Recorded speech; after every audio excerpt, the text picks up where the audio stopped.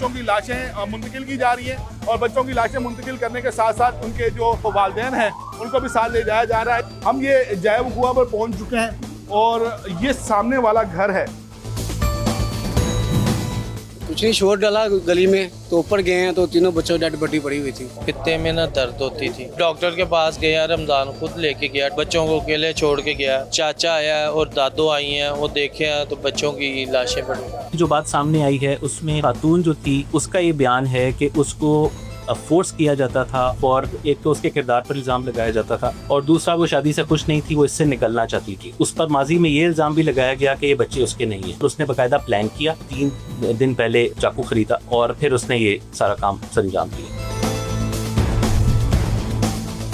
लाहौर के इलाके इचरा में एक अफसोसनाक वाक़या पेश आया जहां पर 3 बच्चों को बेदर्दी से कत्ल कर दिया गया है।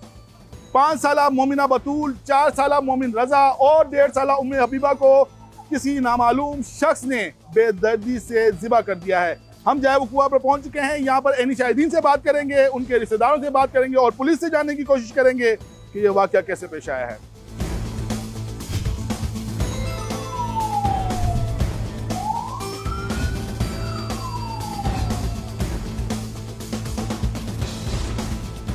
हम ये जाए वक़ुआ पर पहुंच चुके हैं और ये सामने वाला घर है जहां पर रमज़ान अपने 3 बच्चों, अपने भाई और इसके अलावा अपनी वालदा के साथ रहाइश पजीर था। यहाँ पर पुलिस मौजूद है। पुलिस ने इस एरिया को कॉर्डन ऑफ किया हुआ है। इन्वेस्टिगेशन जारी है।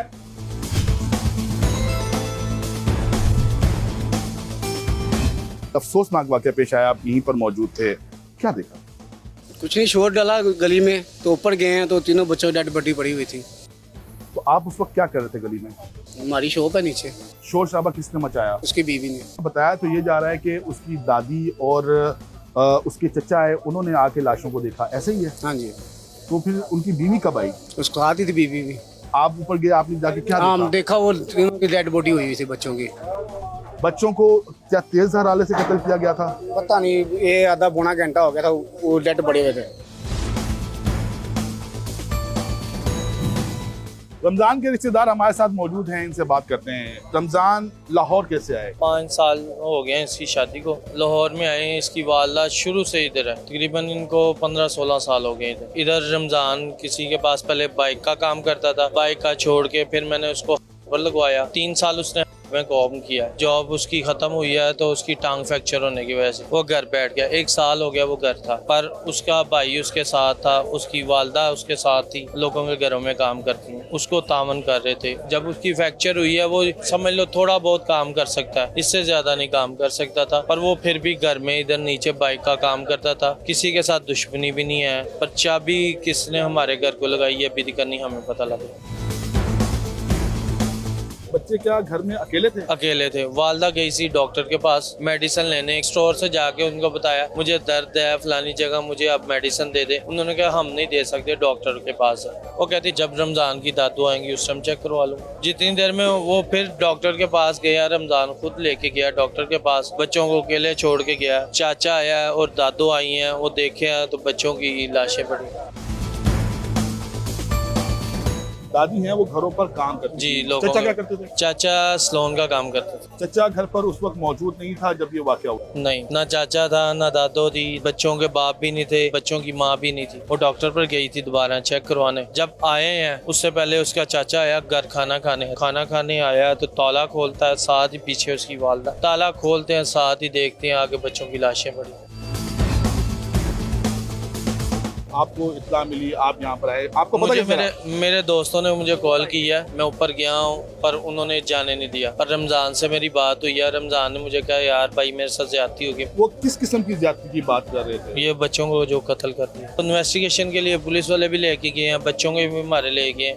अब मैंने उधर ही उनके पीछे जाना है। जो भी पुलिस ने अपनी कार्रवाई करनी है करें, पर हमें उसका अच्छा रिजल्ट चाहिए। कैसे ताल्लुकात थे वालिदैन के बच्चों के साथ, वालिदैन के आपस में? अच्छे। तो उनकी वालदा को डॉक्टर के पास ले जाना होता था, क्या बीमारी थी उनको? कभी उसको खांसी की बीमारी थी, कभी उसके पित्ते में ना दर्द होती थी, ठीक है। वो उसको चेक करवाने लेके जाते थे, चेक करवा के वापस आया, डॉक्टर के पास गया, किसी ने पैसे ज़्यादा मांग लिए होंगे तो वापस आ गया। जो गरीब बंदा होता है ना, उसके थोड़े से मामला इस तरह के होते हैं, जो डॉक्टर को ज़्यादा पैसे बताता था वो बेचारा चुप करके आ जाता। आपकी फैमिली आती जाती थी, हाँ वो क्या बताते थे कि घर तो खुश है सब? अल्हम्दुलिल्लाह खुश थे, क्योंकि मैं आपको बता रहा हूँ 2 दिन पहले मेरे घर आए हैं, अल्हम्दुलिल्लाह खुश थे, परेशानी नहीं थी। बच्चों को पैसे दे के मेरी मिसेस ने 2-3 हज़ार रुपये मिसेस ने दे के भेज दिए। माली तौर पे परेशान थे? नहीं परेशान नहीं थे, उसकी वालदा उसका साथ दे देती थी, पर वो रमज़ान उसकी कोशिश थी मुझे कोई काम मिल जाए। मैं ये जो बाइक का काम करता हूँ, कभी कर लिया कभी नहीं कर लिया, इस चीज़ से वो खुद परेशान था। उसने अपनी बेगम को भी कभी इस तरह जितलाया नहीं, कभी ना उसकी बेगम ने उसको जितलाया, उसके साथ अच्छे थे। बच्चों की लाशें मुंतकिल की जा रही हैं और बच्चों की लाशें मुंतकिल करने के साथ साथ उनके जो वालिदैन हैं उनको भी साथ ले जाया जा रहा है। ये जो आप देख रहे हैं ये काले रंग की गाड़ी है, इसके अंदर ये बच्चे की जो है वालदा है वो है, और ये उनके बताया जा रहा है हस्बैंड हैं, जिनको यहाँ से ले जाया जा रहा है। इनको बाकायदा तौर पर हिरासत में ले लिया है।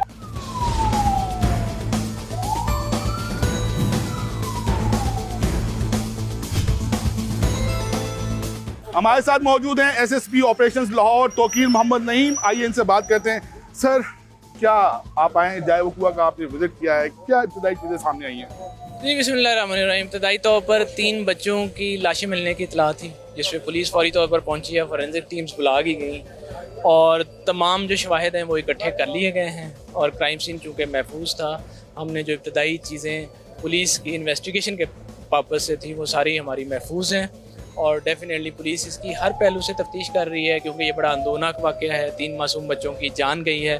तो हम ये तमाम मुहर्रकात एक्सप्लोर करेंगे, सामने लेके आएंगे कि वो कौन से हालात थे, वो कौन से मुहर्रकात हैं जिसकी वजह से इन बच्चों की जान। अच्छा तौकीर साहब, मुझे ये भी बताइएगा कि बताया गया कि वालिदैन घर को ताला लगाकर दवाई लेने के लिए गए थे, क्या इसी तरह का कुछ वाक़या? जी, ये बिल्कुल इब्तदाई क्यास रहियाँ हैं, ये बयानात हैं लोगों के मुख्तलिफ, और डेफिनेटली ये तमाम बयानात हैं उनकी हम तस्दीक करेंगे और उनको तफ्तीश देंगे। वालिदैन ने क्या बताया?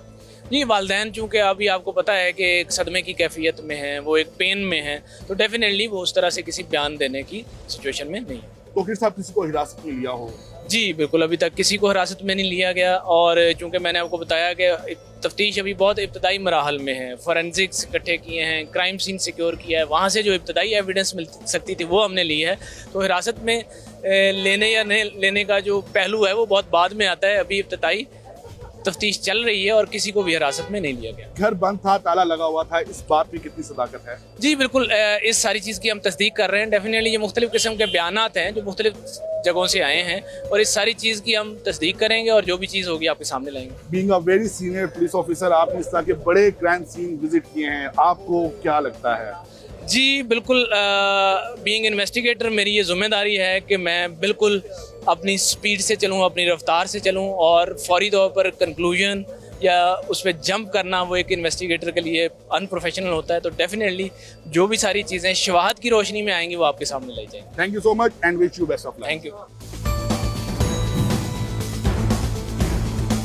डीआईजी इन्वेस्टिगेशंस लाहौर और डीआईजी ऑपरेशंस लाहौर इस मौजू पर प्रेस कॉन्फ्रेंस कर रहे हैं। आइए चलते हैं।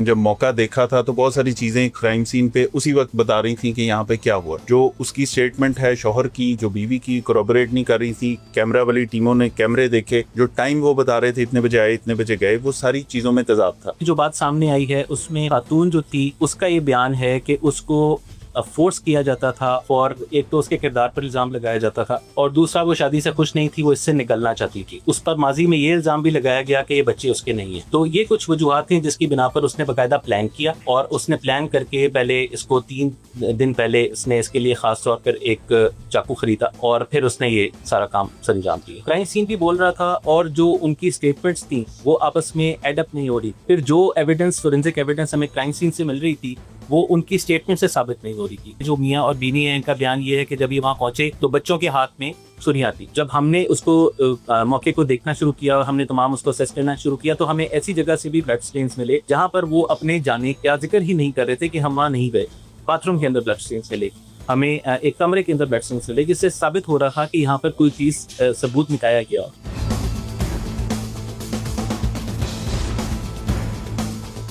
पुलिस के मुताबिक इन तीनों मासूम बच्चों को किसी और ने नहीं बल्कि इनकी सगी मां ने कत्ल किया है। उन्होंने पुलिस को बयान दिया है कि इनका शौहर इन पर शक करता था और इनको जिनसी बेराह रवी के लिए मजबूर करता था।